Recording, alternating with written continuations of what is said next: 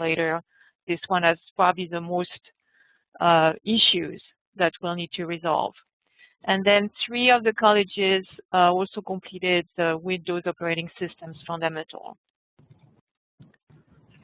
Today, what we need to do is really come to a consensus, and I'll define consensus in a minute, but come to an agreement on what we're going to be included in the IT core curriculum. So the process is we're going to review the votes for each module or competency. If there is a lack of agreement or request for modification, there'll be opportunity to state your case. And you'll have an opportunity after the discussion to change your vote if you'd like to do that. The final decision will be based on 75% majority. So if we have 6 out of the 8 colleges who agree, this is an agreement. So I apologize for the one who will feel left out, but we have to come to an agreement, and going to a consensus may take too much time. If the votes are split, and that will be the case in the software development, for instance, then we'll discuss how we can resolve this and maybe make some specific comments attached to that specific cluster. And there were some additions that were proposed to the database and the networking competency, so we'll discuss that as well. Any questions at this point? All right. I just want to spend a couple minutes reviewing what the core curriculum is about. It really serves as a foundation for the IT foundation for health IT careers. So anyone who would be going into an health IT career would need some kind of foundation in IT, and that's what this curriculum would be about. So most likely, if someone comes from an IT program, they would not need that foundation because they would already have it. On the other hand, it's possible, for instance, that you could be a graduate of an IT program that emphasizes, for instance, network quite a lot and has no software or no database, and they would need to acquire that part of the IT core at that point. Someone coming from an healthcare background would probably need the whole IT core as sort of a launching pad before they would move into an health IT career. Any questions on that? All right, so let's start with the database. I'm going to share my desktop. Michelle? And this is a database. And we have quite a lot of agreement on the database side. So the first 4 competencies that are under understanding core database concept, everybody agreed on. If there's any question or any concern at any point, please chime in. The second group of competency, which is under creating database objects, we had fairly good agreement on the first one. Now, there was a comment from Bellevue, from Sylvia. And Sylvia, do you want to speak to that comment at this point?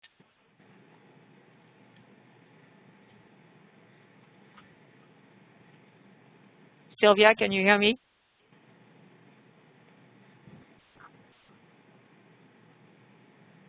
Yes, it's clear.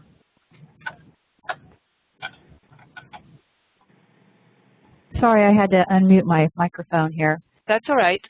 I couldn't find out how to get there. Okay, let's see. Well, now that I take a look at the actual component, it says it's understanding tables and how to create them. So as an understanding, that would be fine. I could switch that to a yes. Okay, well, you had a yes. You just had a qualifier that you wanted to add. So it's a yes.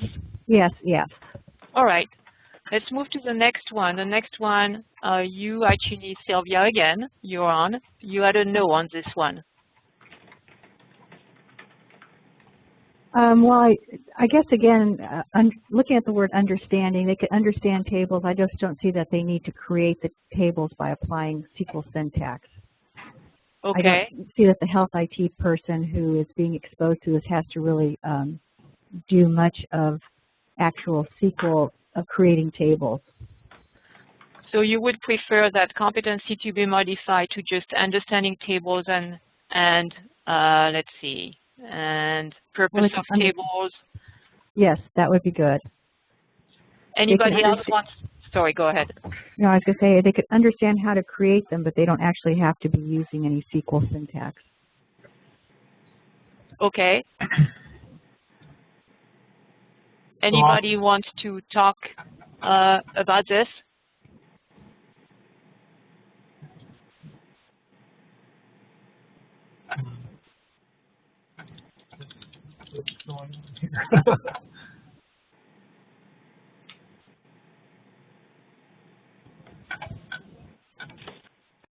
So anybody would want to respond to Sylvia or change their vote at this point?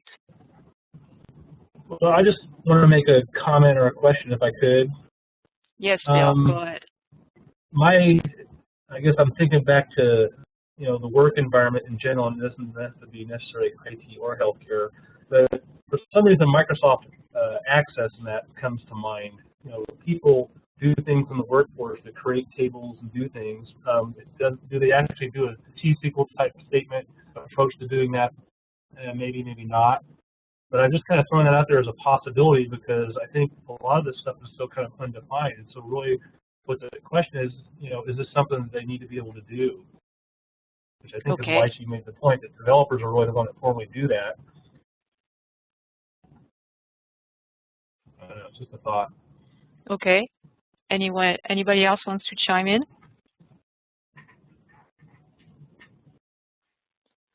So at this point, since we have 7 yes and 1 no, I'm going to go and put this one as it is. Again, what I'm going to do is after this meeting is put everything together. If there are some other issues that come up, you'll have a couple of weeks to review it again. So if there are some things that you really don't agree with, we'll make a note of it. So please feel free to chime in later. But at this point, I'm going to leave it at 7 yes and 1 no. And I will write the note from Sylvia that she would like to change it, if possible, to understand tables. But at this point, we're going to approve as it is. All right, next one. Sylvia, you're on again. Right, again, as a introductory, just understanding databases, I don't think they need to create views. If they had the word understanding views, if they're only seeing a subset of the database, that would be fine. And again, with Bill's comments saying that some people may do some of that level, maybe not to a great extent if they're using Access, you still don't think that's really required. If they're going to be doing that in Access, again, understanding views is important, and how they create them in Access, I'm not really familiar with. Is it drag drop, or is it that they're actually typing the SQL? Yeah, I'm just playing devil's advocate actually because I know that stuff is out there. People do things with applications like that, so I just kind of, trying to get some discussion around it because I definitely see your point about the developer aspect. I think I generally agree with that. But at the same time, I know that people do learn things from a variety of sources about doing things with tables. So that's why I make my comment. Okay, and I've used Access as well, so I tend to agree with Bill. At the same time, I'm not sure that I would use necessarily SQL, but it says all graphical designers, so it's sort of. Well, but again, my point is that in Access, you can actually get to a point where you actually, type in, through their little designer view or whatever, you can actually do those things. It's not the same as what you would do in, like SQL Server or anything, but it's kind of some similarities. So, okay. Yeah. Based on this discussion, sorry. That's more than an understanding, and so I don't know. Okay. Well, right now everybody is voting yes. So anybody wants to change their vote on this one? I guess what I'm saying in a way is that Sylvia's kind of got my attention, and maybe I'm thinking about changing my vote. I don't know. I just had lunch, so I can't make up my mind. But I'll go with my vote for now, and do that to be consistent. No problem, Bill. I won't hold it against you. Oh, good, because I haven't been a developer for a long time. So. So the next one, I'm assuming the discussion is pretty similar on this one, or do you have any different arguments, Sylvia? There's another no in that column, or in that row. So there's two Good. of us. Oh, you're right. I missed one. So Yeah, who is that? I think it was me. All right, speak up. Yay! Just looking Clover at Park. just looking at what it was, I just thought it was too in depth for an introductory class, and that was why I put no on it. I strongly agree. That's not something at an introductory level. They would have to understand programming to do functions, to be replacing variables as a stored procedure, passing arguments and parameters. Oh, okay, again, I think maybe part of the hang-up is on the wording. If you look at that second sentence there, it talks about being not limited to. I guess that's where my hang-up is. And I think I looked at that and I voted yes because I said, well, I want them to at least know about those things. So maybe I misunderstood. Yeah, but this one is saying create stored procedures Right. and functions. Right. okay, do we want to change the wording and it would be more acceptable to the majority of people? Well, isn't a stored procedure, can they be simply a query that becomes a delete query or an edit query, or, I mean, I'm thinking that they need to know how you might do global changes and updates. Because it just says create stored procedures and functions. I mean, to me, I'm seeing a query in there that not just a select query, but being able to insert or update or delete data.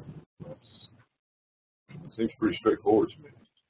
Mm-hmm. The stored procedure is typically set off by some kind of a trigger that may be Right. passing parameters to it, because it does say functions. So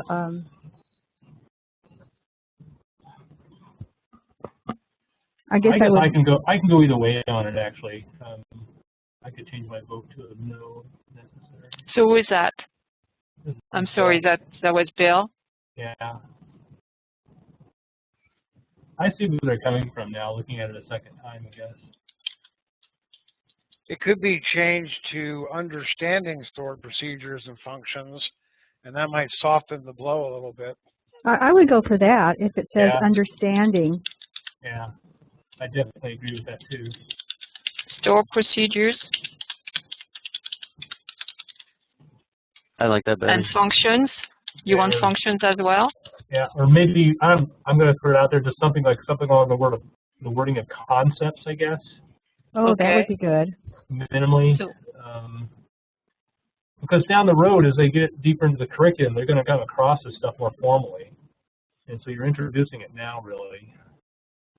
So More understanding successful. concept of stored procedures and functions, is that what you want to say?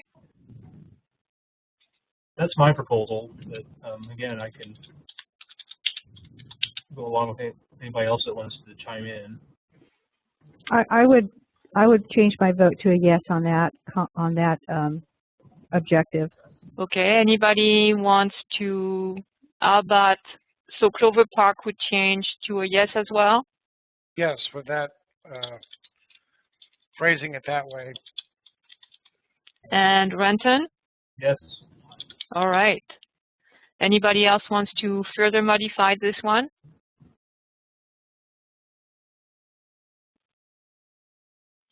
All right. Moving on. The next one is all yes. There was a small qualifier from Sylvia again. Sylvia, do you want to chime in?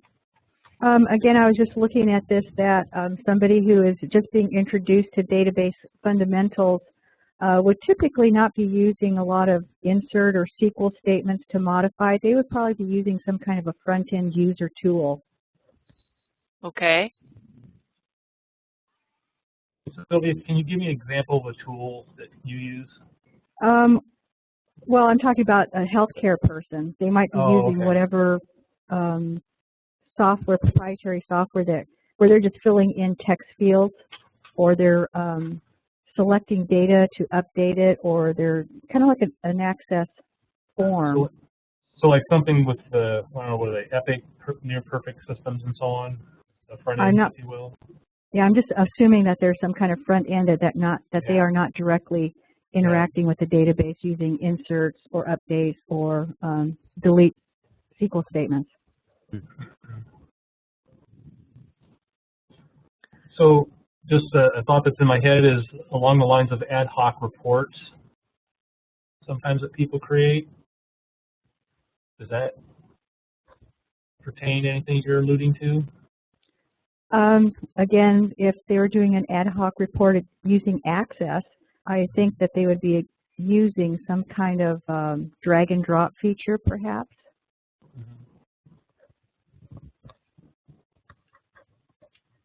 So is there a way you would modify this statement, Sylvia, that would make you comfortable? I guess just understanding that data can be manipulated, that word understanding.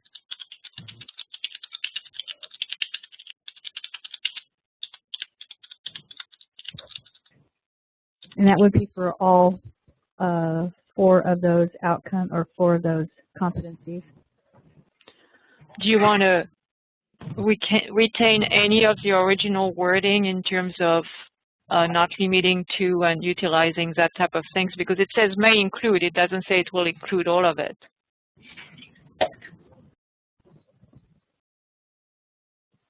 I'm reviewing them right now, and yeah, just understanding that those all exist is fine. Okay.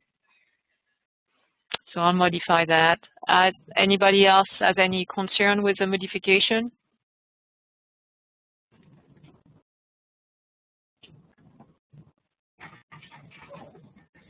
All right. Next one. Sylvia, you're on again. Well, they're all so the pretty same. much you're saying just kind of lowering the level of expectancy in terms of making understanding rather than actually doing things? Correct. Okay, is that comfortable with everyone, or are you thinking that maybe lowering it down too much? Anybody has any concerns with it?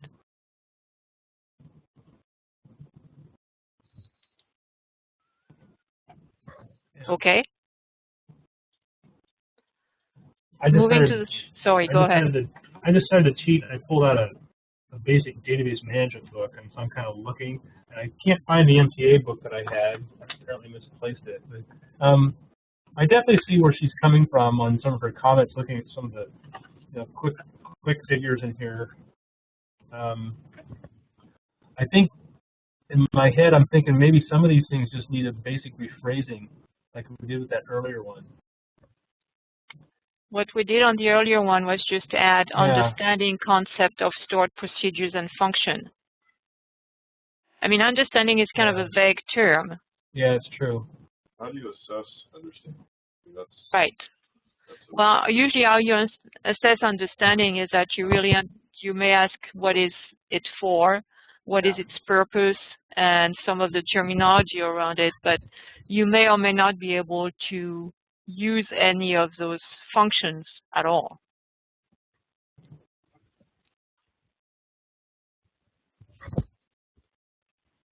I mean, there is some kind of consequence if they don't understand that if they delete or update that they could be leaving orphan records in the database, so they need to understand the consequences of the data that is being manipulated. Right, and I think we all agree that the understanding is needed. The question is, do we need more than an understanding so that they're actually able to create any of this information or manipulate any of this information?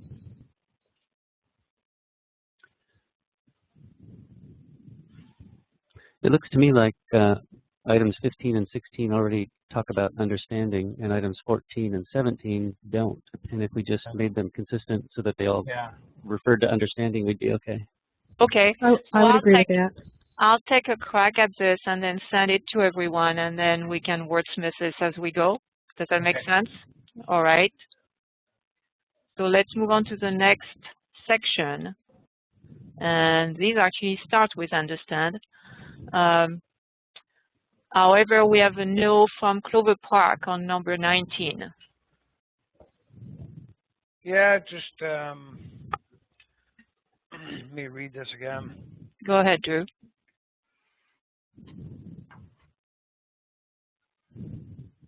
Okay, I'll change my own vote. All right. Is that true for 19, 20, and 21, or just 19? No, because all these are using understand, and it's not not as in depth as I thought it was. Okay. All right. Well, you're easy, Drew. Sometimes.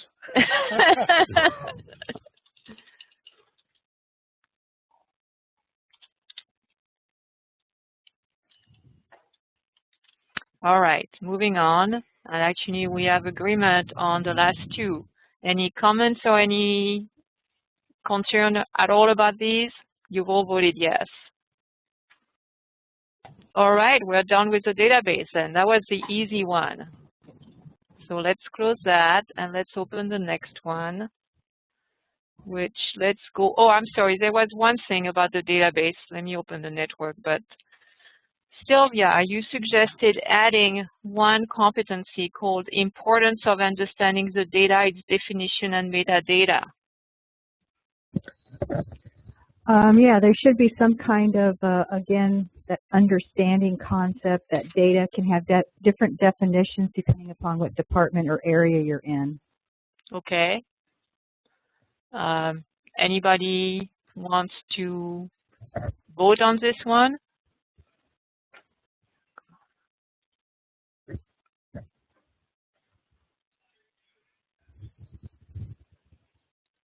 Is there anybody who would not want to have that there? I'm fine with that.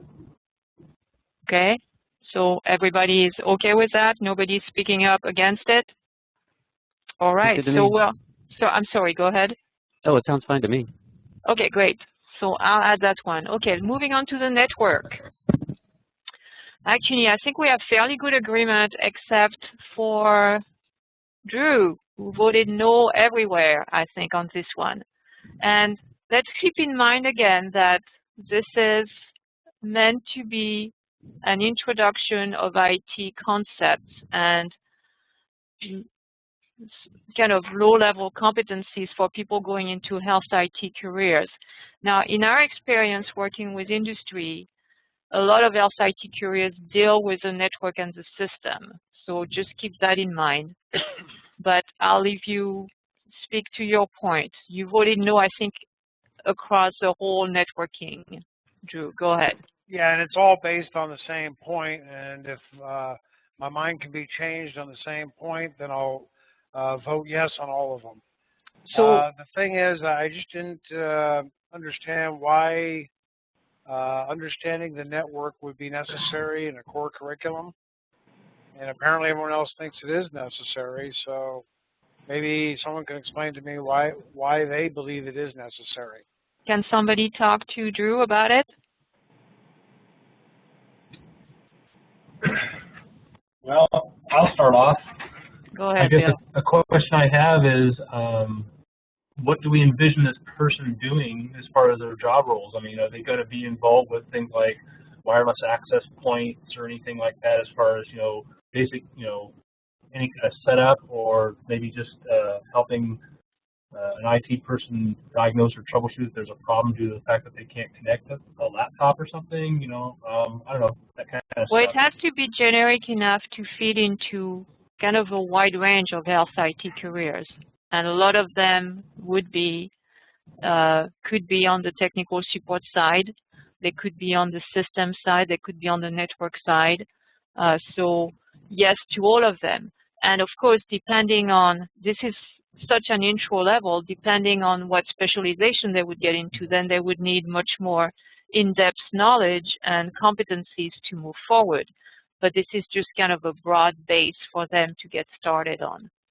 If I could jump in, from what I see in the way the healthcare industry is going, and my wife's a physician, with literally everything being networked, electronic medical records, wireless. Sorry, Sam, I can just barely hear you. I said, with everything that's going on in medicine, my wife's a physician, and just everything is networked, wireless, electronic medical records, accessible via the networks. Physicians, PDRs now are online. I can't imagine someone claiming to be a health IT professional without just the fundamental understandings of this at a 100 level. I mean, they're going to be working in an environment where literally medical equipment is all networked together, and if you can't carry on an intelligent conversation with the IT help desk, how does that work? Drew, is that enough of an argument for you? Yeah, that makes sense. It just, I guess I'm still a little bit confused about the difference between core IT and a health IT person. Is it assumed that everyone who goes through the core IT is going to move on to becoming a health IT person as well? Oh, this core IT is very much designed for as a first stepping stone into a health IT career, yes. There would be other core IT that could be developed for other purposes, but in the context of this grant, the core IT is defined as the first step into moving into a health IT career. So again, if I am an IT graduate, I probably won't need to do that, but if I am a healthcare graduate, I would need to go through this core IT before I would move into the higher level courses in health IT. Okay. All right, well, let me, for now, change all my no's to yeses. Okay. I'll keep on looking as we go down the exact list there. Sounds good. All right. So I'll make a note. The yes to a no as we go down the entire list, but we'll see. Okay. So let's take a group at a time. The first group is okay to change to yes? Yeah. Okay. Just go ahead and keep on going all the way down. Okay. Here on this one, on number 6, there was a qualifier from Pierce that said, yes, leave out hubs. No one will build or design a network today using them. Do you want to speak to that? Well, Sam? Sure. I mean, a hub, nobody builds networks using hubs. Hub is just a multi-port repeater that wastes bandwidth. I mean, everything now is switches, even at dumb switches at layer 2. Is everybody okay with that change? I mean, removing the hubs? The technology is a little old and antiquated on that one. Yeah, I mean, hubs aren't even, I don't even know if anybody makes hubs anymore. Okay. That works for me. All right. So this one we're all in agreement. Drew, you're still okay changing yours to yes at this point? Yes. All right. Okay, this one we actually have 2 no's. Oh, actually, no, we have the modification requested by Spokane and Whatcom. Do you want to speak to that? Scott? Oh, Corrine's not with us, so Scott, do you want to speak to it? I was, the path ping and so forth, I was looking at this, and if it's a generic core IT piece, the path ping is proprietary Microsoft, and so I was just trying to pull out some of the Microsoft stuff. Okay. I've been networking for I don't know how many years, and I've never used path ping, so. Okay, so if we remove path ping from that competency, you're okay with it then? Yeah, the rest of it's all pertinent. Anybody else have any concern about removing that word from the competency?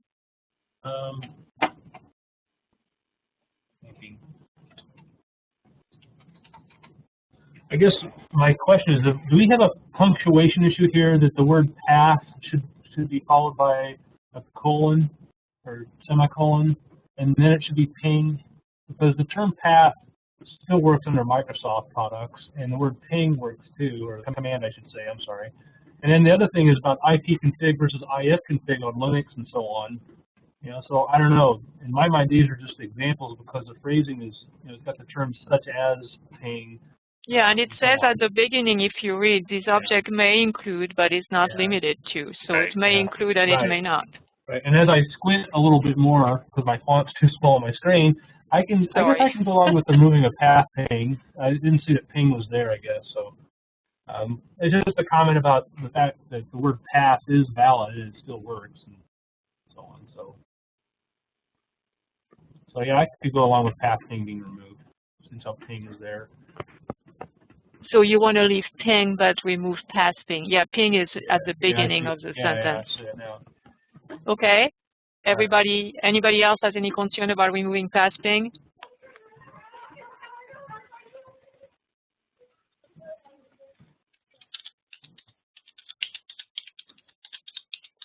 All right, well, that finishes the network as well. So we're done with this one. Let's move to security. I'm leaving the last one for the software development for the last. Is that the one we'll have more argument about, I think? Let's see, let me do this. All right, security.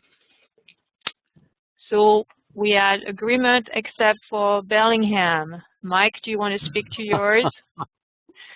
Yes, I'm kind of at the same spot that Drew was on networking. That, okay. Yeah, so, I think you voted no on all of them, didn't you? Yeah, so I was just thinking if we have 15 credits to work with, and this is a core and an MTA roughly corresponds to 5 credits, then security is something that is one of the specializations, and that if the typical person going through this is going to be something like a healthcare professional who is going to be the liaison to the IT department, then the depth that the security fundamentals go is beyond what that person would need in the core, and if they needed them, they could pick them up as one of the specializations that's in the next one of the tiers above when I was looking at the way the courses would lay out. Okay. We're not actually limited to 15 credits. 15 credits was sort of a guideline that we started with. The other thing that you may find is that, for instance, in the database, some of the competencies were lightened quite a bit to understanding rather than doing a lot, so you may actually get some room for credits there. But so let's not limit ourselves too much to the 15 credits limit, but I think your point may be more that do they actually need this or not? Yeah, and I'm willing to be convinced otherwise, because they're all good things, and I think they're good things to know. And as I look at it, I see there's a lot that does say understanding, not necessarily implementation. So, can anybody want to speak further to this before I change Mike's vote? The reason I would say that security is so essential is because of the field that they're in, which has so much sensitive data to it. So that's why I would think security would be definitely one of the ones that you would want in your core course. Okay. I'm going to echo what Drew just said as far as security, especially with HIPAA regulations and everything now. And this class is really just an intro, so it's just for them to understand the purpose of security. So if they're doing troubleshooting, they'll know kind of where to begin as far as, if it's a security-related issue or not. So I think it's important to be in the core curriculum, especially in the field that they're in. Okay. So Mike, shall I change your vote to yes at this point? Sure, that works for me. All right. I think he's being too easy on you. Come on, Mike. I know it. Well, part of it is we have a Security Plus class that goes into depth, and I think that's part of what I'm picturing. And maybe if I were to look at the MTA curriculum, I'd realize, oh, okay, there's a lot of pictures and concepts, but it's not they're not having to memorize a lot of acronyms and that kind of thing.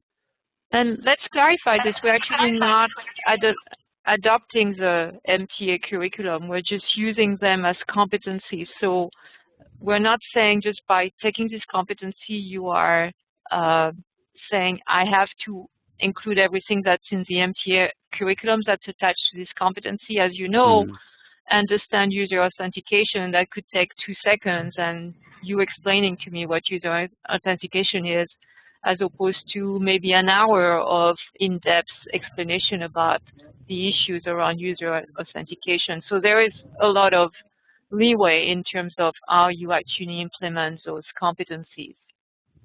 Well, in looking through this, I teach the Security Plus class here, and this is mapped very closely to what the Security Plus is. Okay. So are you saying it's too much because it's Security Plus? It's if it were something other than healthcare, I'd say yes. The healthcare field is everything is about secrecy. Keep everything confidential and so forth. And I don't know. I started looking through this, and I was thinking this may be a little too much for a first intro to it. But when I thought about the profession that we're talking about here, I thought, all right, maybe we need to actually beef it up and run all this stuff just to hopefully get them a general understanding of how important security truly is. Right. Sorry. I agree. We do the Security Plus course here too, as far as our track. And I guess when I was reading this, because again, back to the phrasing, it had to do with understanding and with where we are at the level of where they're going to be when they get down their curriculum path.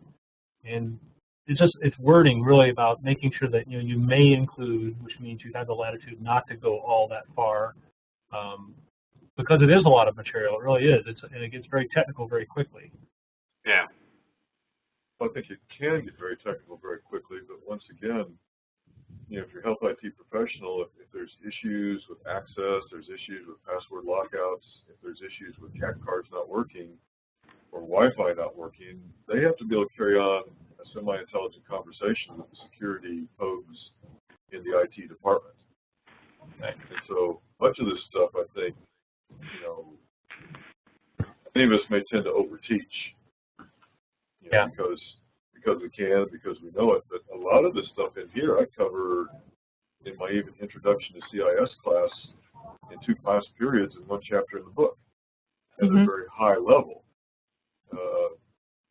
Even at people's homes, I mean, it's a no-brainer to plug in a wireless router, but then have you done it smartly?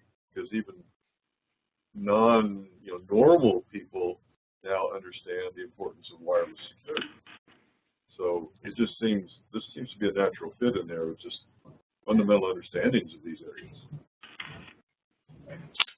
All right. We also had a modification proposed by Scott. Scott, do you want to speak to that? Which one was that? It says on it says, let's see, yes, part of basic security run as and password reset procedure are different. Okay. It's the Microsoft. Okay. The run as is Microsoft again. I was just trying to pull out the. Okay, but since it said may include, that's okay. Yeah. All right. So the next one, we actually have 2 no's. So Mike, I don't know if you want to change your vote to yes, but we also have Scott, who's voted no on this one. It says this is not a general security topic. It is geared to Microsoft only. So is there any way we can make it more generic so that you would be more comfortable with it, Scott?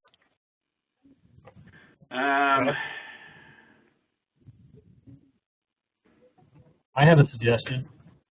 Go ahead.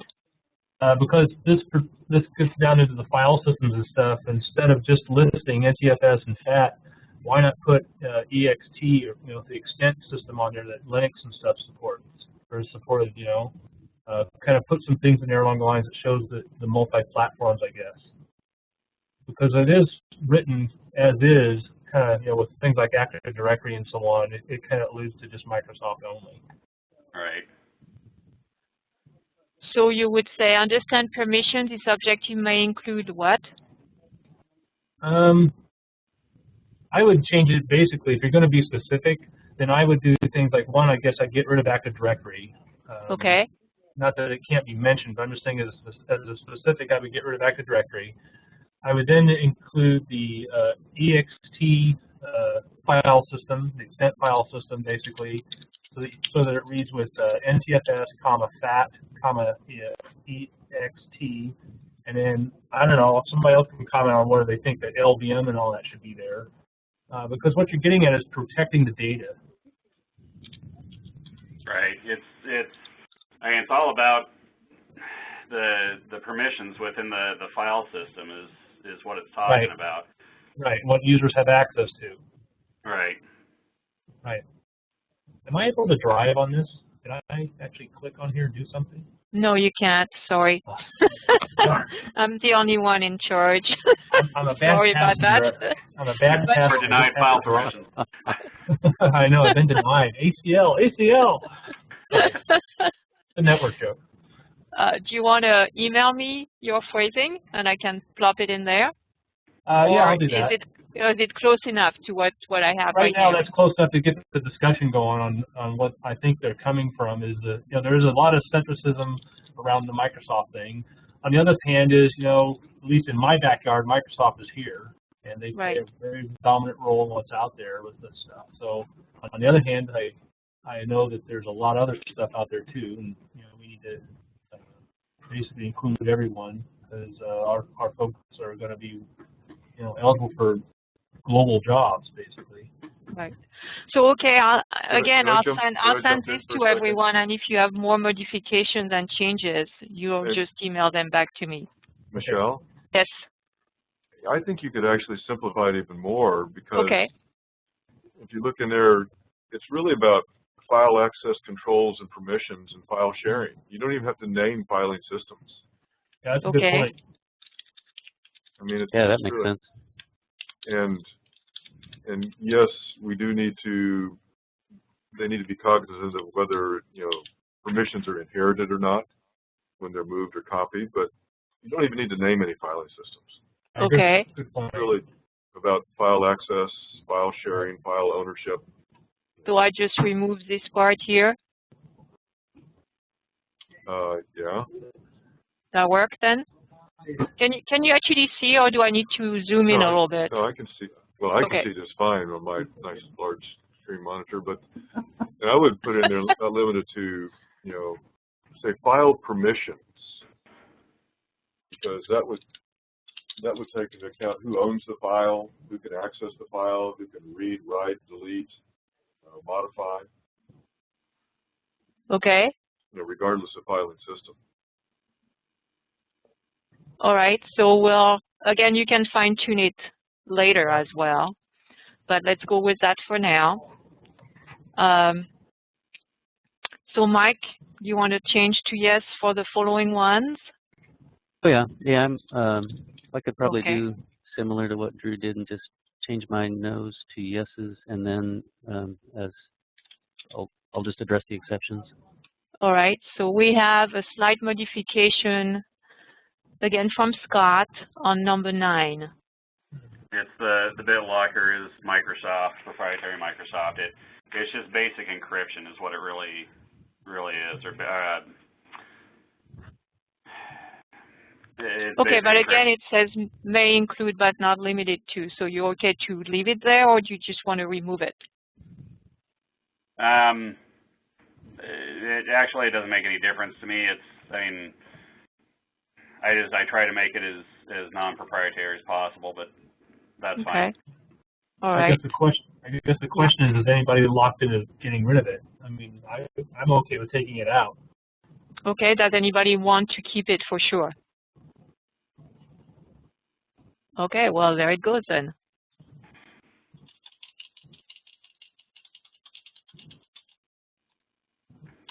Okay. All right. That's that. Next section. Mike, you're still okay changing to yes on this one? On the whole now thing. The next one we actually have 3 no's on number 12. So, and what comes not here? So, Scott, do you want to speak for Spokane?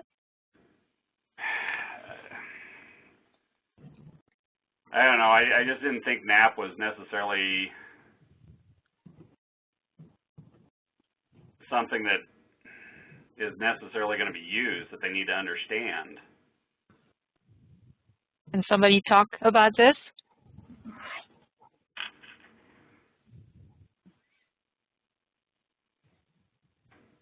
No one wants to defend their yes? I'm trying to think here. I just finished up the Microsoft infrastructure class here. NAP is covered. I'm trying to think, where I'm at as far as, okay, is it really essential? The only thing is again, if you're on the Microsoft platform, you're going to find it becomes kind of essential depending on what you're trying to do with things like policy and so on. So I don't know. I'm open. Is there a kind of a broader statement that could be made that's not so Microsoft-centric? Actually, Michelle, I think I didn't vote on that one because Oh, you didn't? I think I left it blank.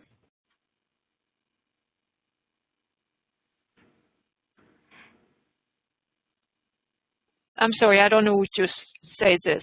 Oh, it's Sam. Oh, okay. Oh, all right. So what would your vote be? Would it be no? Sam? I think it would probably be no.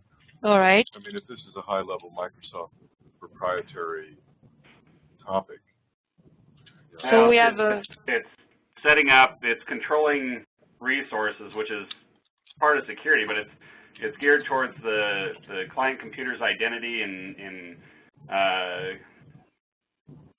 don't know. I haven't seen it used a ton. Our hospitals over here are a fair amount Microsoft, and from the people that I know here, they're not using it. So. Okay, so we have an even split on this one. Anybody else voted yes so far want to vote no at this point based on the discussion? You know, I can go either way. This is Amber. You know, it is specific to Microsoft, and yeah, from my experience, not a lot of Microsoft shops actually implement it. You definitely have to have a network that's, you know, more current as far as your clients and your infrastructure. So I can go either way on it. If the group agrees that we can leave it out, I'm totally fine with that. Okay, Sylvia, what do you think from Bellevue? I agree with who just spoke that I could go either way. Ambra, and go no if we all agree that it's not something that would be utilized or benefit the students. Drew, what's your position on this? I agree. We can just kill it. Okay, so that leaves Bill from Renton. You said you wanted to change it to a no. I can't remember. Yeah, I can go either way. I can not do it. I'm out playing on a virtual server right now, trying to make sure I don't want to lie to myself. Okay. So, I guess I can pick it out either way. All right. So I mean, this one's out. Yeah, I have to remember that a lot of my curriculum is driven by the Microsoft world. So. Sure. Yeah, I understand that. Yeah. All right. Next one. Mike, you're still okay to changing this to a yes? Sure. All right. And this one we have actually 2 no's, but Whatcom's not here. So. I am here. Oh, I'm sorry. I'm so sorry. I don't see the participant when I share my desktop, so I'm sorry about that. So, Corrine, do you want to talk about why you voted no on this one? Well, I guess it depends on the depth. I mean, like when we say understand protocol security, are they talking about the nuts and bolts or just what it is? Because I can't imagine anybody in a beginning class setting up IPsec or anything like that. Now that I look at that, if you put understanding basic protocol security, because I agree with Corrine, you're not gonna take someone brand new and set up IPsec or go through and do spoofing or any of that type of stuff. All right. So if we change to understanding basic security protocol, do we need to change any of the rest of the statement? So along with that, then I come back to the terminology of the phrasing again. Is the word concept comes to mind? Is this a conceptual level only, or is it truly a basic understanding of what's going on? I mean, shouldn't it be like describe or I mean, because understand can mean just about anything. That's true. In terms of learning outcomes, understand is not a very preferred terminology, but since right now most of them are written with starting understand, we're going to leave it that way. We can decide to change it in a more learning outcome format and said explain the basic concepts of the basic and use the basic terminology, we could do that, but that we would have to do that pretty much on all of them.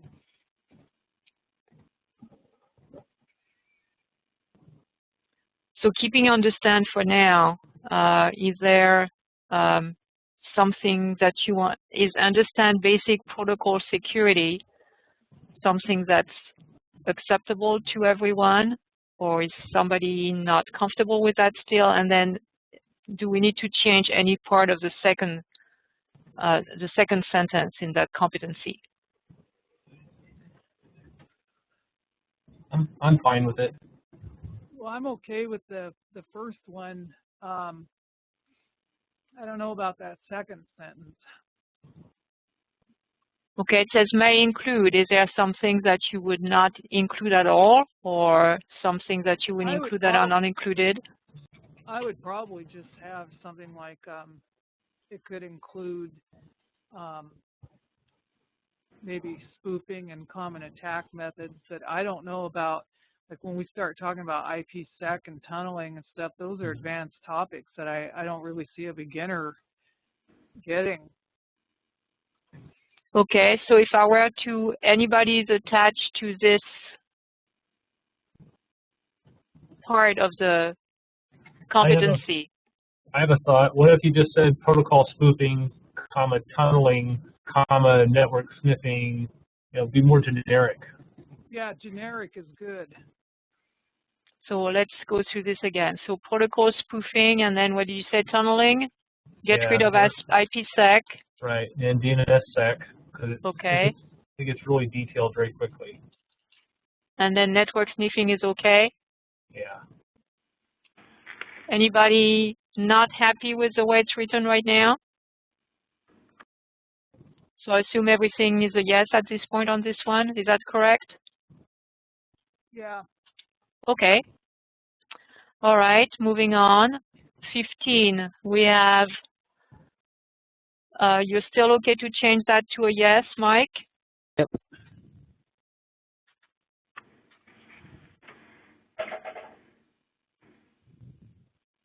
Mike from Bellingham, are you still okay to change this to a yes? Oh, yes, yes. Sorry. And then we had a modification from Spokane. So Scott? The user account control, it's not part of my security class. That's part of my basic Windows client class. So you prefer if we remove that part? Anybody is attached to keeping it?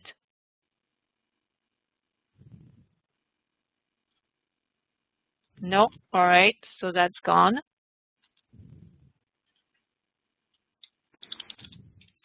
Okay, and Mike still yes, and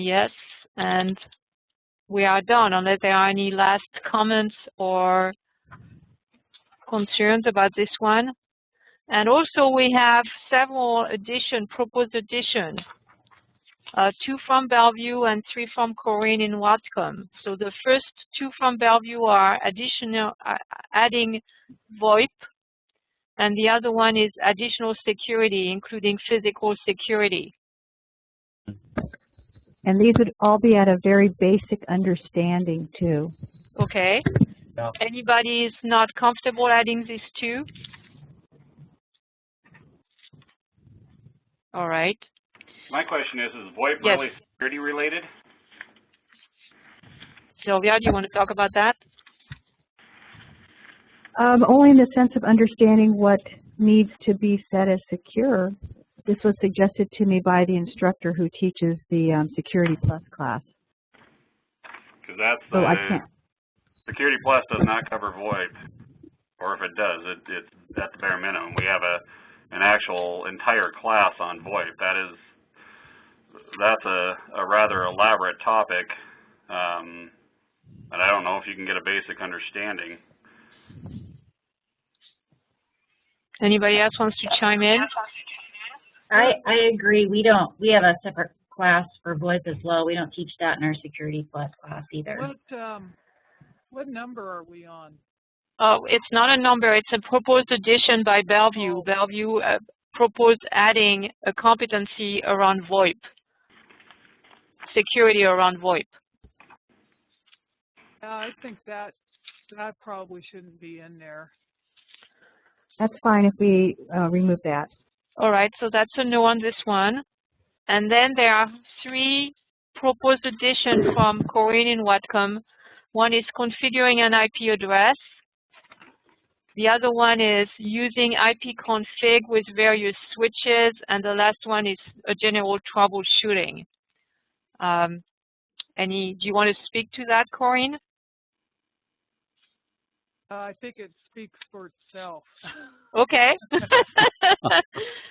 Okay, let's take the first one, configuring an IP address. Anybody has any concern with adding that one?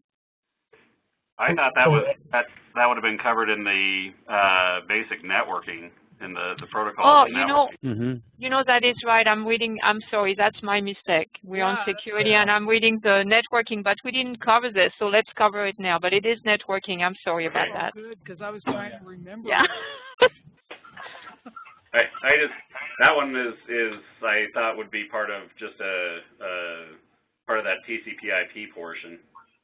Okay, so we'll see if it's already covered.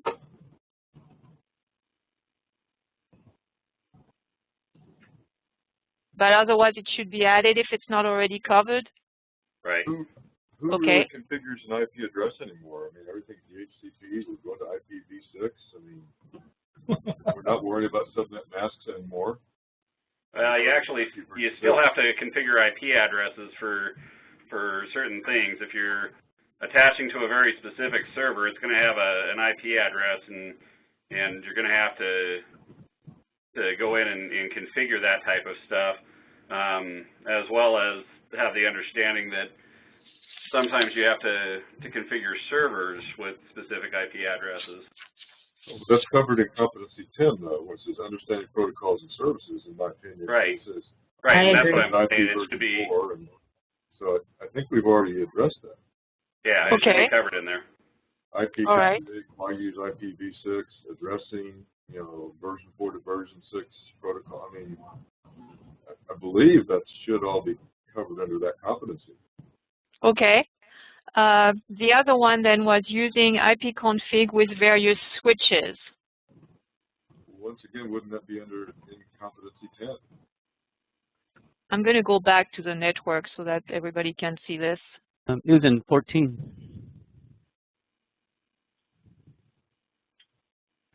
So that's already covered as well. Are you okay with that, Corrine? Yeah, I'm okay. All right. It is also in 14. Thank you. I just need to flip to the next page. Okay. And then the last one that Corrine wanted to add in the networking was troubleshooting, which is kind of a broad category. So I'm not quite sure how, because troubleshooting would have to be sort of more specified if we want to add it. It's more I would agree that they need basic troubleshooting skills. Okay. So we'll add that not as part of one of the competencies because they need troubleshooting in all of the areas. Isn't that correct? Yeah. Okay. So we'll make a note that troubleshooting skills are really critical. Isn't that what, if you look at competency 14, I mean, things like ping, trace RT, IP config, those are all, monitoring and back troubleshooting tools.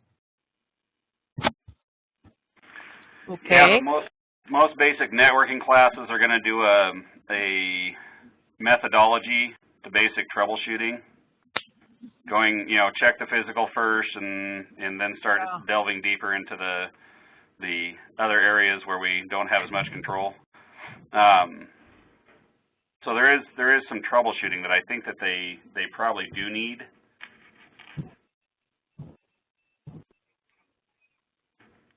Okay, so what we can do again is leave the competencies as they are, but make a statement that above and beyond what we've selected, strong troubleshooting skills are really critical. And I'm assuming that would be in any area, in database, in software development, in networking, and in all the elements. Is that correct?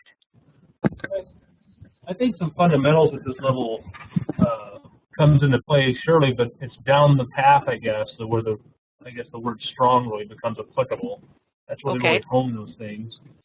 I don't know, at an introductory, say a 100 level, I'm thinking, it's really difficult, except for, I use the word concepts because it's so introductory at this level in a lot of ways for some people that, you got to remember, a lot of people are coming in without an IT background already.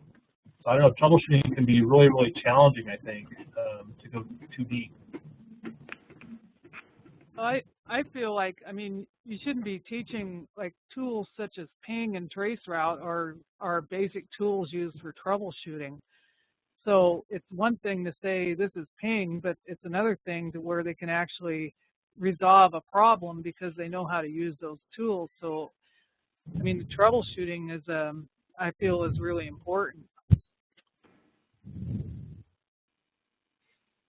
Okay. At the same time, we're looking at an IT core in the sense that it's really more of a basic concept and understanding so that they can move into the health IT curriculum at that point. I don't know how much, I'm not sure who said that, but the real troubleshooting skills will come possibly down the road once they have mastered all the concepts and the terminology, if you will. Yeah, but they should have the basic understanding of, if I have a computer or a device that's not connecting to the network, you know, they should have the understanding of, I need to go through and check the physical connection and make sure I'm connected, and then go through and make sure I have an IP address, and if I don't have an IP address, I got to start pinging stuff, and just the basic steps of walking through. So I do believe troubleshooting is, in my opinion, would be something that I would want in there. So would we want to say that their ability to perform basic troubleshooting skills? That would work.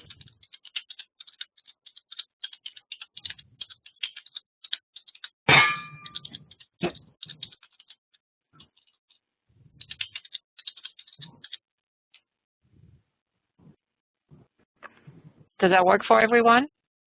Anybody it doesn't work for? So do you want to put that only in the network group? Are they really going to have to perform those troubleshooting skills, or do they need to understand basic troubleshooting protocols and procedures? I mean, what I heard was, you know, check the physical connection. Can they open a command prompt window and type ipconfig and see did they actually get an IP address? And is it the right one, or is it, you know, an IPv address where they're obviously malfunctioning? Do they know how to use the loop? I mean, that's, you know, understanding what they need to go through. Yeah, I think in my mind, it's just a methodology that we're talking about. It's not, you know,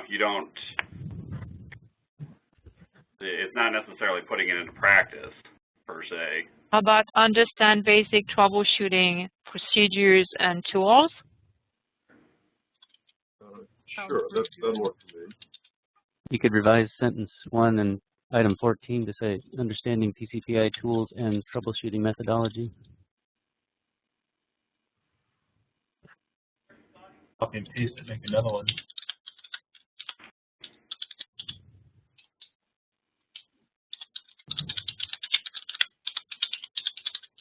Did you say procedures, not terminology, right? I said methodology. Oh, methodology, right.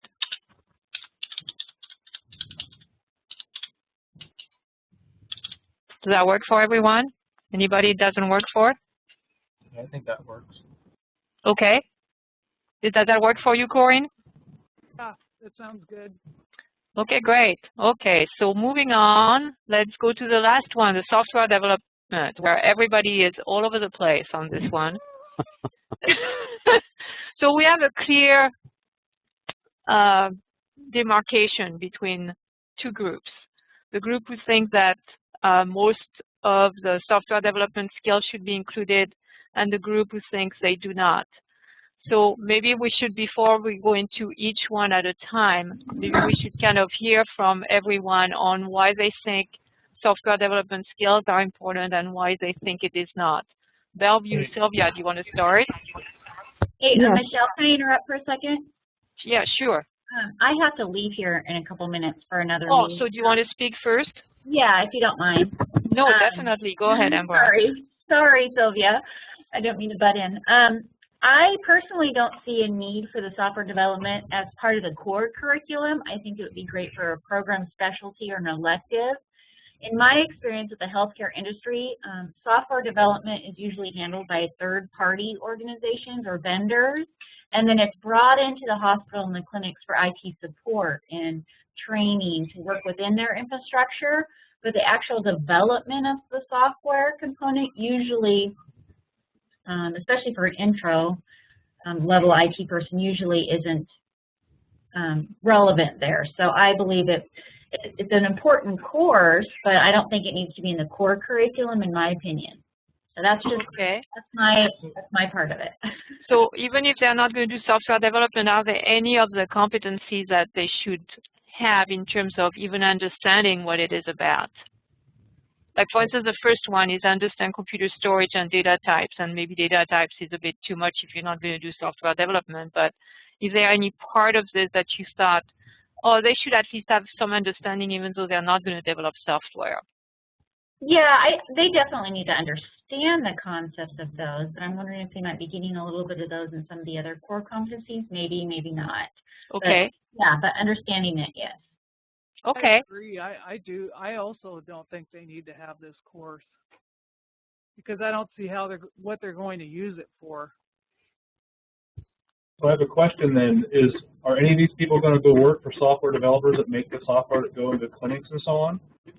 Well, when we're looking at the careers in health IT, the majority of the careers on the system side, on the database side, and there's not a lot of them in the software development. That is correct. What's the area that you may see some software development is more on the mobile apps side, where they're going to be programming some mobile apps or developing some small mobile apps or customizing some of it. But in general, if you look at the majority of health IT careers, software development is not a majority of those jobs. Let me jump in for a second here, and I perhaps had a different perspective on it. That is, I think that everybody who's going to claim to be a health and IT professional of any kind needs to have gone through some kind of programming class so they can have a conversation with the software developers and maybe be the translator between the real end user and the systems analyst or the software developer, so they can communicate what's really needed. And you can't do that unless you have some idea of what the software developer needs in order to write software to support your users. So that was my perspective on it. My question is, wouldn't the IT be the one that's communicating with the vendor? What I've found is that IT nerds are nerds and they don't speak the language of doctors and nurses or normal people. But if you have someone like our health IT profession that understands both worlds, because the pure IT guy doesn't really understand medicine. My wife frequently calls me and says, well, why in the world did the programmer put it there on the screen? I said, I don't know, because somebody in your shop or somebody in the hospital didn't talk to them about what they really needed. And so that's why I think that a lot of these competencies in programming are kind of fundamental to anyone that wants to claim they have IT skills. And I agree with. Go ahead, sorry. I agree with what Scott was saying, and also it adds more of logical or process or critical thinking by taking this class, which wouldn't hurt anybody, especially in the IT. They really need to be able to understand logic, how to critically think, kind of that troubleshooting. This would really encourage and enforce those kinds of concepts. Okay, Michelle? Yes, Bill? I don't know what happened. Maybe you didn't get my second sending of that document, but for Renton, those should all actually be yes. Oh, I'm sorry. I didn't actually. I must have missed that email. No, I mean, I don't know what happened, but. All right. So I know it kind of changes the voting a little bit. But, yes, now we have 5 to 3. Anybody who's voted no wants to change their vote based on the current discussion?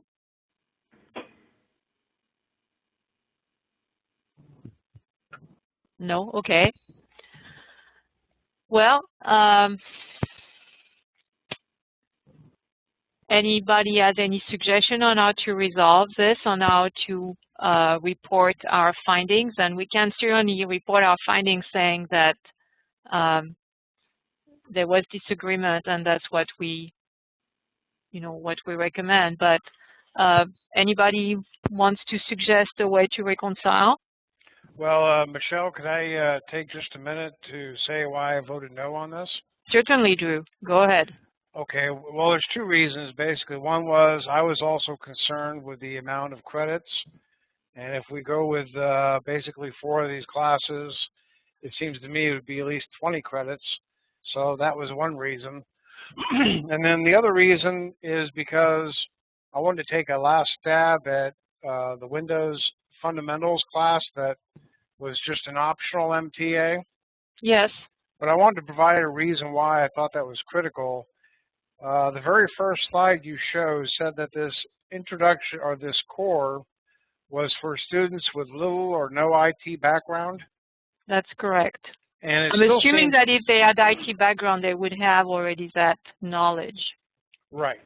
So given that, it seems to me like any of these classes, particularly the software development or the networking, if you get someone with little or no IT experience, that means basically all they probably know how to do with a computer is turn it on, check email, and surf the web. And it would seem to me that every single instructor is going to end up having to go over some of the basics of how to do a Windows operating system, whether they want to or not. Oh, I'm sorry, Drew. I think when I said no IT background, I meant that no IT specialty background. We assume, and we would certainly strongly suggest, that they have proficiency in Microsoft Office and file management, that type of things.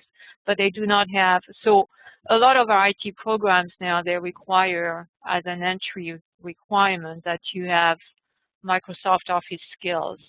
So when I say no IT background, I mean that they wouldn't have had a programming course or a database course necessarily. They may have had some access, but probably not. They probably would have had Word, Excel, certainly email, internet, and they would know how to organize files. So no, the instructor would not be spending their time saying this is a keyboard and this is a mouse, but they would not know much beyond a Microsoft user office. Okay, because for example, just last quarter I started the first 3 days of the CNISS course, and these were brand new students going into IT. And the first thing we do is ask all 30 students how many of them have any experience with a computer beyond just surfing the web and checking email. And over 20 of the students raised their hands and said they had no experience with a computer at all. So I didn't understand that you're assuming that any student entering into this course at least has some basic familiarity with how a computer works, how to log in, how to map a network drive, how to do files, and that sort of thing. I don't know about mapping a network drive, but definitely using, some basic file management and Office software would be a prerequisite. So based on this discussion, would you change your vote, Drew? Well, I guess begrudgingly. I guess if out of all the 4 courses, this would be the one that I would think would be the least necessary. Okay. But I mean, if everyone else ultimately says this is what we should do, then I won't be a stick in the mud or be a holdout. No, you're not. You're not the only one. There's still 3 no's. So, but I think that's quite a leap to go from Microsoft Office to programming. Well, Sylvia, isn't our intro to programming, what kind of prereqs do we have to the class to intro to programming? Right now we do have a Math 99 prerequisite. But that's it, right? That's it, right. So we don't have any IT background necessarily to get into it. At Pierce College, we have a Math 98 prerequisite and have been taken the CIS 121, which is just the Intro to CIS class. That's it. Which is what? This is a computer and this is a keyboard? Well, it's fundamentally, it's soup to nuts, everything about information technology, where typically the chapters in the book we have whole quarter courses on. And okay. So it's a mile wide and inch deep. Okay. A survey class. It's a survey class, but that's the only prerequisite to go and take in the first class in program design. Okay. So does that answer any of the concerns from the people who voted no? Let me add another idea to this. Looking at the software development fundamentals, I mean, it's very in-depth looking at all the things underneath it, like programming languages, if, then, else. I mean, how would this help someone communicate? How would this help someone who's in the health field communicate to an actual software developer? What would be better for them? It would seem to me almost like a usability lab type class would be more appropriate than an actual in-depth software development fundamentals. Anybody wants to respond to this? And I'm not asking you right now to vote yes as a blank on all of the competencies. I'm just looking at, are you willing to consider changing no from yes on some of the competencies? Because right now, Clark, Clover Park, and Whatcom, you have no on all of them. I think that it is relevant because whether we're talking about someone facilitating, gathering data for someone who's actually going to write software to support a hospital or an operation, but whether they're going to be creating new databases, new forms, new queries. I mean, if, then, else. I mean, that's basic decision structures when you're helping people set up queries. Is critical. And where are they going to learn it? Where are they going to learn? I mean, we do if, then, else's in Excel, for goodness sakes. I mean, and repetition. Some of these things are just so fundamental to all aspects of building databases or working with database people or working with programmers that it's just kind of fundamental skills. And even the if-thens could also apply to troubleshooting. If this doesn't work, what do I try next? How do I work through trying to solve the problem, making the program work? I think we're trying to convey here that they're going to learn fundamentals of logic, basically, and decision-making, kind of, if you will. All these things are written from a Microsoft-centric book, if you will, the MTA for this. And I don't know, thinking back to my early computer science classes, there were some very broad and general things that talked about all these things, but it was very high level. I'm just looking at the one like error handling. I'm going, well, when did I really learn about error handling? That was like maybe at the 200 level when I got more formally into programming type of thing. So things like that are what kind of bother me about these statements that are here. But I think generally I vote yes on all of them because I do think they're fundamental to learning about how to do deductive reasoning type of processes and things. I qualified all of my yeses with fundamental concepts.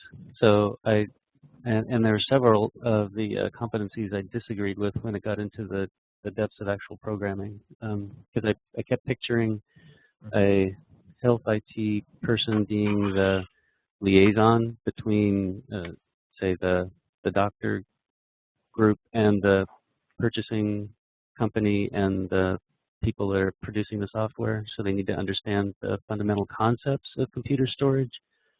But when it got down to understanding inheritance, I said no on those kinds of things. Okay, so why don't we take one at a time and see if we can either modify them or reject them or agree them. Can I ask a question? Certainly, Corrine, go ahead. Are we expecting that the people that take a course like this will be able to pass the MTA exam for that? No, we are not. We use the MTA as a starting point so that we thought it was part of the grant that we would start from the competencies from the MTA as a starting point. There is no assumption that we can modify them in any way we want. We can reject them or accept them. There is no assumption that anyone after they would take our core IT curriculum would be ready for the MTA exam. It was just MTA competency again were just a starting point. Like we could have taken, and again that was in the grant, so we didn't have any choice. But we could otherwise have taken competencies from the course from Whatcom or from Bellevue or somewhere else, and then started from those competencies as well. I think we should proceed and go through them. All right. Not get too long-winded on it, but back to what Mike's comment was, I can certainly see that there would be certain objectives now, and kind of hindsight, maybe I would change my mind. Okay, so let's look at the first one. Is there anything you would want to change that would make it more acceptable and more generic and more, maybe at a more fundamental level? I'd say fundamental concepts of computer storage and data types. Or understand fundamental concepts. Okay. And get rid of the rest of the sentence? No, I think you can leave that there. There's okay. Is anybody not comfortable with this?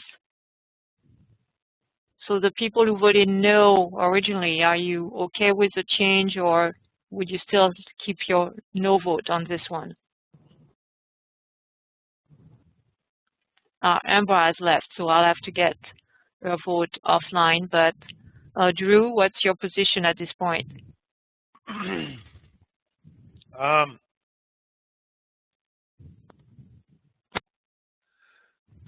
I'm still a little shaky on heap size, memory size requirements for various data storage types.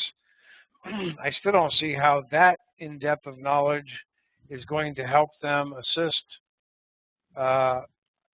software developers with making a program that's more usable for the medical field. Okay. Yeah, I'd go along with getting rid of the end of that sentence. Getting rid of all that follows the objective and so on? Like those last three. Not all of it. No. Okay. Like after the first place it says computer memory. You know, the objectives may include the knowledge of how a computer stores programs and data in memory. All right. I mean, the reality of it is today, memory is so cheap and bountiful, programmers can be really, really sloppy. Which is why they should know it.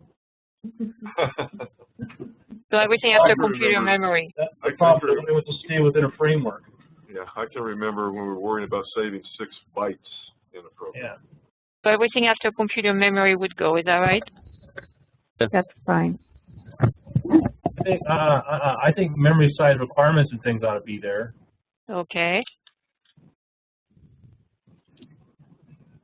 And the only reason is because out toward more the hardware side of things, that kind of comes back as a concept again, whether it be for an application or what you're doing with hardware. But again, wouldn't that be the actual person who develops the software who worries about something like that? I don't know. Do you need to read the label on your box and know what to choose for your application? And are you going to be the person deciding to help buy hardware for your desktop or laptop or whatever? I think those are concepts that are, need to be reinforced in both topic areas. Doesn't this apply to, I mean, they're talking about software development. Yeah, but the terminology and the application of the actual concept and stuff is the same. You're still making decisions based around what you know about, you know, a memory size requirement. Memory size requirements for the various data storage types. Why would somebody that is a nurse or something, why would they need to know that? I don't know. I think in a needs analysis, at some point, users do get to have some input, and maybe they contribute in a way that they know some things. I don't know. I mean, I could see somebody that's in that field assisting like in the design of, you know, like this is what the interface should look like, or these are the fields that we need. But I don't see them getting into the nitty-gritty of how the program is actually being written. I don't think that's what this objective at this point is doing, though. I think this is introducing concepts that, again, the terms and phraseology and things that go along with that, they come back again and again. And depending on where you're exposed to these terms and phrases and concepts, I think is a big deal, I guess. Yeah, I know that with memory size requirements, like you mentioned, memory is cheap, but still they need to understand that certain data types, especially within the database field, if it gets reiterated in programming, that's beneficial to the students. They're going to hear these terms overlapping in various of the IT core courses. Okay, so the current modification is to remove, as I understand it, and tell me if I'm correct, memory stacks and HeWs and numeric data and textual data. Is anybody, and Corrine would like to remove also memory size requirements for various data storage types. Removing just those two sections right now, memory stack and HeWs and numeric data and textual data. Who is okay with that? Bellevue, are you okay with that? I'd be fine. Bellingham, Mike? I'm good with that. Ambra's not here. Drew? Yeah, I'd be okay with that. Sam from Pierce? Yes. Bill from Renton? You take it out so I could see it. I need to read it, I guess. Isn't it? Don't you see my desktop? Oh, yeah, okay. So the yellow is going, is what we're saying? Yes, the yellow is being removed.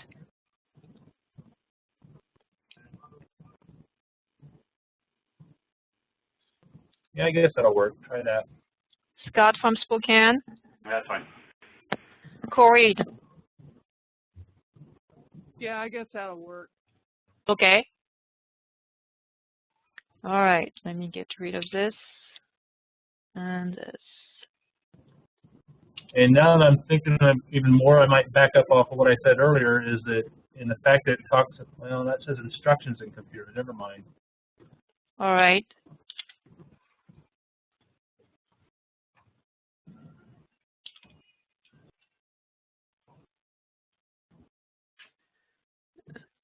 Okay, next one. So we have a yes on this one at this point. All right, the next one, understand computer decision structures. Anything that we can modify to make it more acceptable to anyone?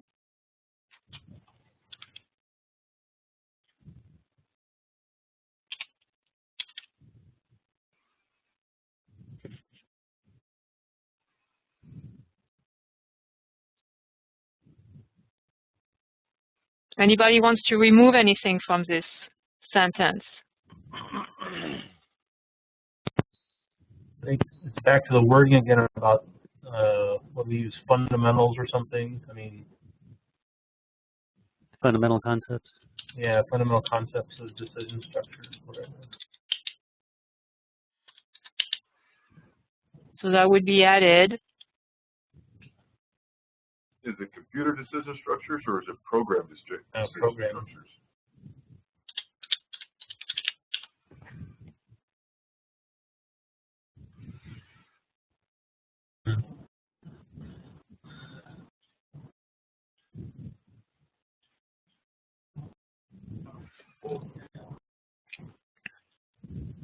So let's see. Drew and Corrine, you had voted no on this one. Are you more okay with it now that it's been modified, or are you still not okay with it?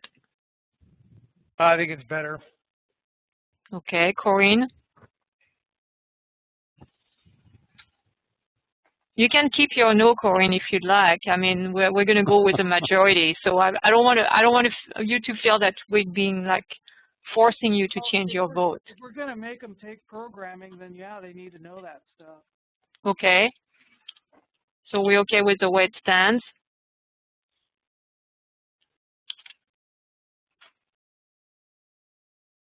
Okay.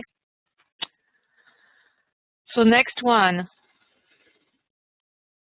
We have identified the appropriate method for handling repetition. The objective may include, but is not limited to, for loops, while loops, do, while loops, and recursion. I still don't understand recursion, so that's really esoteric. Oh boy. Yeah, I would say a lot of programmers don't really get recursion either, so. Yeah, I'd say let's remove recursion. Yeah. All right. Please. Yeah, this function calling itself until it runs out of data just doesn't compute.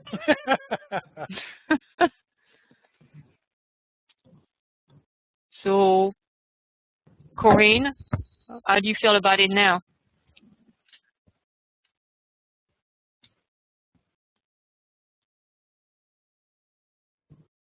How about Drew?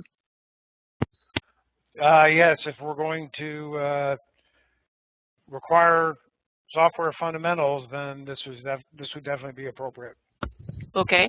Michelle, could I make a suggestion to also Certainly. include that understand fundamental concepts of program repetition structures instead of identify the appropriate method if people are really liking that phrase. But I like the one that we came up with on number 2, understand fundamental concepts of program repetition structures.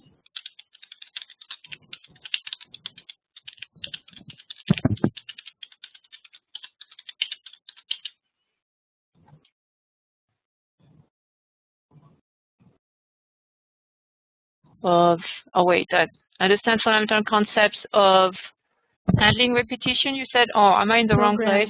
No, you're in the right place. Of Okay. Program repetition structures. Okay. Michelle, next.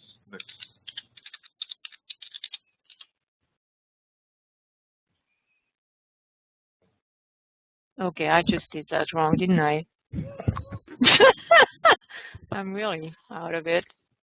Michelle, Yes. this is Bill Sanderson. I have to go. Okay. All of my things below that earlier I mentioned, those throughout this entire thing should have been yeses. All right. So that's where I initially voted, but I'm not against, I basically will go with the majority of people that if they want to change things. I'm amiable toward working, with what Okay, people sounds want good. to do. Okay. I really appreciate your time, Bill. Thank you very much. Thank you, guys. See you. So I'm sorry, I need some help on this one. Understand fundamental concept of what? Program repetition structures, I think, was the... Right,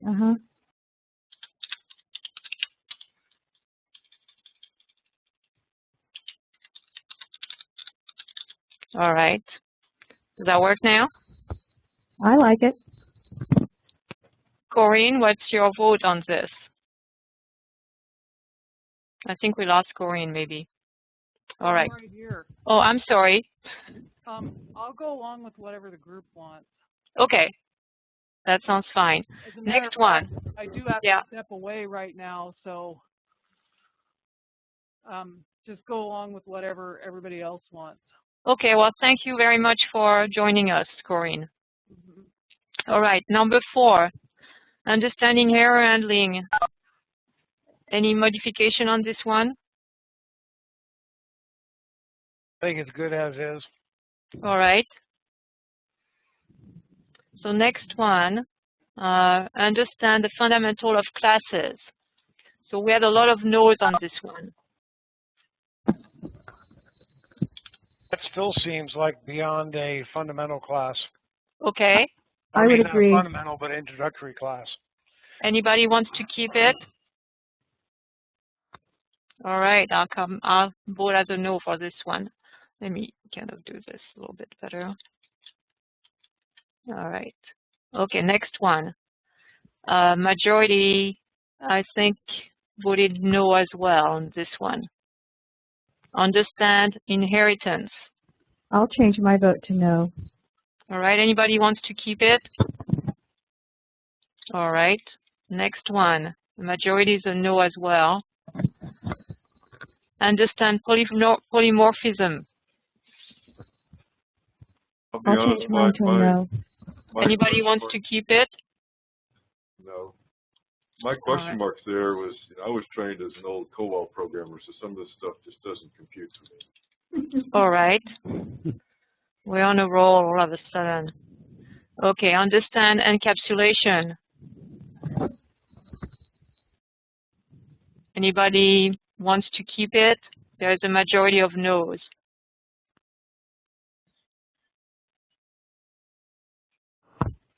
Okay, that's a no. Next one. This one has a majority of yes at this point, especially since Renton's changing to a yes, since I didn't put the vote in. All right. So understand application lifecycle management. I'll change mine to a yes. All right, and that is Drew? Okay. Yes. All right, so anybody wants to keep their no? I think the no's are not on the call anymore, so we're going to go with a yes. Interpret application specifications.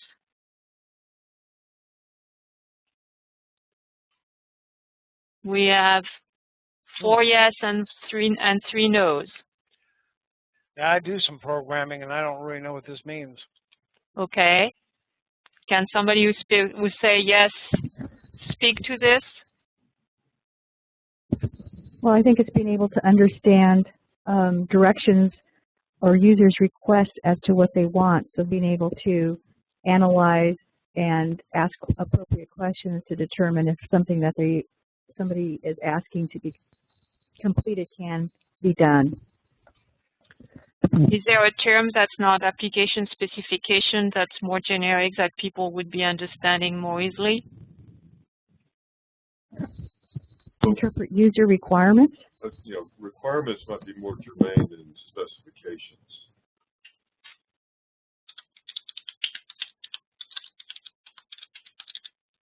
Does that help, Drew?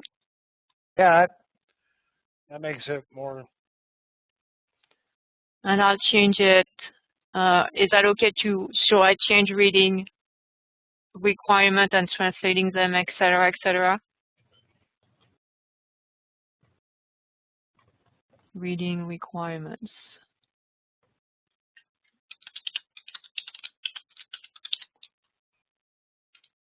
That work now? Yeah, Anybody? that makes more sense. Okay, anybody's not happy with it? All right, next one. Understand algorithms and data structures.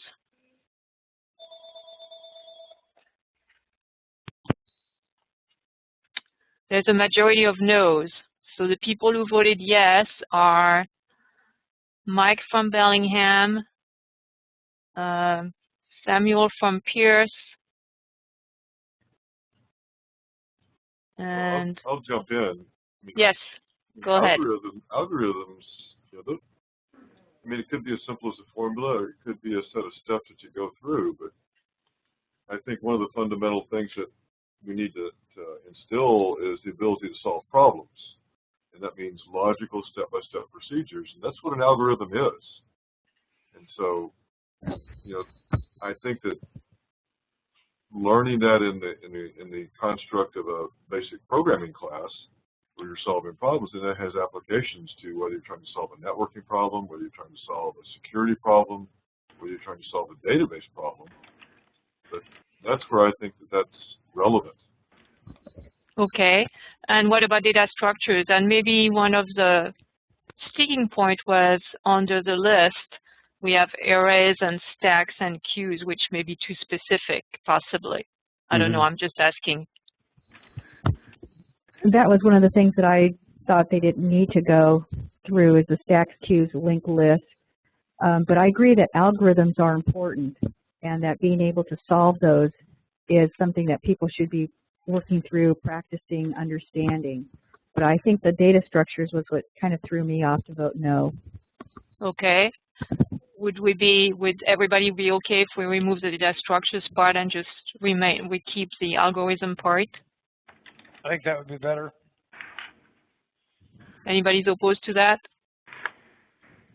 Okay, so at this point, on the second side, the only thing we keep is really the storing algorithm. Is that right? Do we have anything else we can replace it in terms of the objective may include in the list?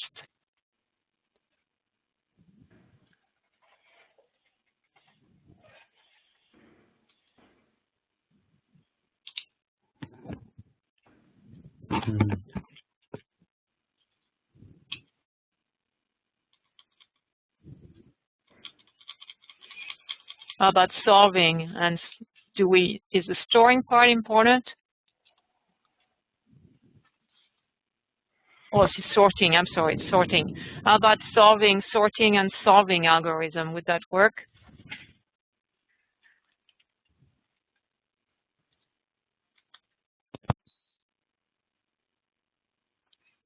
Okay, why don't I leave it as it is, since we got only 10 minutes, so I want to move through this. And then when I send it to you, if you have ideas on how to modify this one further, we can do that.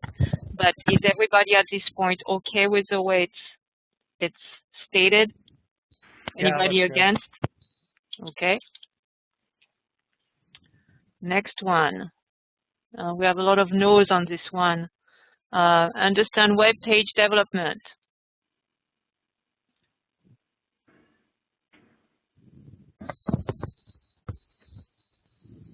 We're almost there, people. Let's do it. Well, I can. I guess for me, I didn't see necessarily the connection between program development and web Okay, page development. I understand that, but regardless, would that be a competency that you would see as part of the core IT curriculum? Regardless whether it's fitted in the right bucket under software development or not. I think it's nice for them to know how to modify a web page or a very simple page, how much depth. I can easily go whichever way that the group wants to go. Okay, right now we have a majority of no's. So if you're okay with changing that, that's all right. Of the yeses we have, let's see, we have Renton and Spokane as well. Do you want to speak, either of you want to speak to that? We had yes, strictly because of the fact that the mobile development certificate that we're putting together, right. They're gonna have to know that stuff for. Okay, but that may not be part of the core. That's something you can add to it. Right. Does that make sense? Yeah. So should I put a no on this one? Leave us as yes. Oh. Yeah, but as a sum, I'll put a no. Okay. Okay, the next one is understand Microsoft ASP.NET. There's a majority of no. There's just a one yes. Actually, yeah, because there was, yeah, I don't know about this one. Spokane, you're up again. Again, it's all geared towards that mobile development. Okay, I'll put no and leave you on yes. Understand web hosting. That's going to be the same discussion. Is that correct? Yeah. And understand web services. It's the same as well. All right, moving on. Next one is understand Windows Forms application. We have a majority of no's, except for Spokane. Shall I put no and leave you as a yes, Spokane? That's fine. All right. Understand console-based application. We have the same again, except Sylvia, you voted yes as well. Right. I thought that they should at least be able to understand or use console-based apps as an introductory level, but I can change it to no. All right. And understand Windows services, we have the same as well. All right. Okay, 3 left. Understand relational database management systems.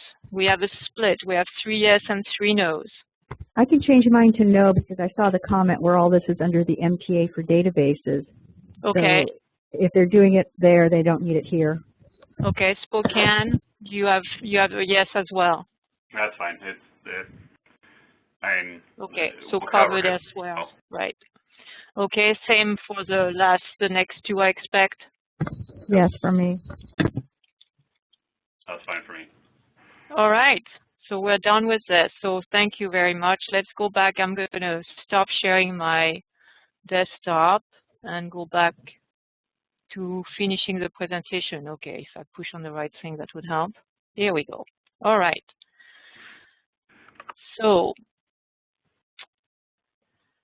we have only 5 minutes left. Actually, a little more, about 10 minutes. Since we met last time on the virtual meeting, is there any interesting discussion that's come up around your campus or your department around this activity? Or have you had more thoughts of implementing MTA certification in your program? So I'll open the floor to whoever wants to join in. Well, it appears we're actively developing a health IT professional technical degree and recruiting a cohort of students. So we're in progress right now. All right. Anyone else? Yeah, as far as going to the MTA, we're going to stay with the basic classes that we have through our software and networking programs to do stuff. I'm just the big discussion that we've got is the prior learning assessment, because we don't have a definitive answer from the college as to how we're to be going through and doing this type of stuff, and so I'll be interested to see what we come up with through this grant. Okay. Anybody else wants to chime in? All right, so the next step. So we've completed the activity of reviewing the crosswalk, which was what today. And what I'm going to do is pull all the information that we discussed today and send it back out to you again so you can review it and submit more comments, more revision if there are any to be had. So I'll send that to you by March 1st. And then you'll have I'll try to do it before that, but no later than March 1st. And then you'll have about a week to make additional comment. We'll touch base on March 8th. I expect, unless there are some issues and discussion, that it may not be taking an hour at that point, but we'll touch base and see how things are progressing and if there are any concerns. And then based on that, I'll develop the final draft.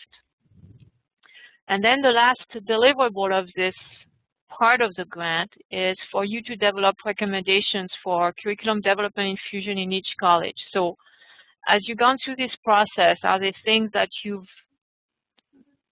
thought through in terms of your program and thinking, oh, I think I need to add a little bit more of this or more of that? What kind of discussion and what kind of recommendations have resulted from this activity and that would impact your program? So it's kind of more of a reflection piece, if you will.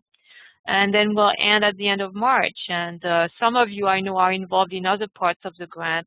Some of you are just going to be involved only in the core IT curriculum. So at that point, that will be the end of your commitment to the grant, and some of you will continue with health IT and other areas.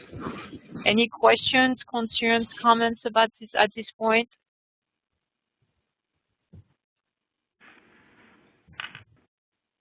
Well, I want to thank you all, and I will be sending you information by March 1st, and then we will reconvene for a check-in on March 8th. Thank you so much. Thank you. Goodbye. Thank you. Thank you.